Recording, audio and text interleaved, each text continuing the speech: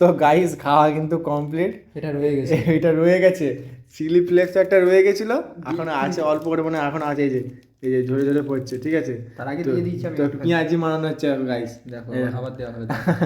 কোথায় ওম শ্রী Okay. কোথাও কিছু নেই, গ্রেভি তৈরি হচ্ছে গাইস। বাহ, খুব সুন্দর এই টেস্ট হবে এটা। এইরকম নিয়ে এরকম ভালো করে একদম গ্রেভিটাকে জোর করে মাখাতে চলো হবে। এবার কে খাবে বলো? গাইস, একদম এইরকম একটা সুন্দর তো গাইস আমি এখন এটা খেতে চলেছি। খাও খাও খাও, না না তুমি খাও।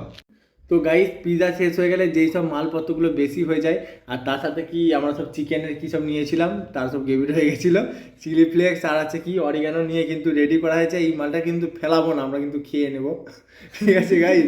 খেতে কেমন লাগলে সেটাই তোমাকে জানাবো, চলো।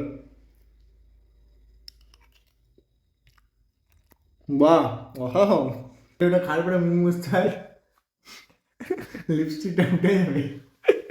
কেমন লাগলো খেয়ে ওটা? অপূর্ব, অসাধারণ। যারা এইসব ফেলে দেওয়া জিনিস নষ্ট করো, একদম নষ্ট করো না, এরকম ভাবে কিন্তু মাল মশলা দিয়ে খেতে পারো। বা আমাদের সন্দীপ ভাইকে দিতে পারো। অবশ্যই অবশ্যই।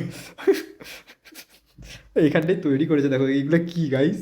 দেখো গাইস, খাওয়ার পরে কিন্তু এরকম জোর হয়ে গেছে। আর এই দিকটাতে দেখো যত কিছু, এই একটা হাবি যাবি। হাবি জাবি জিনিস।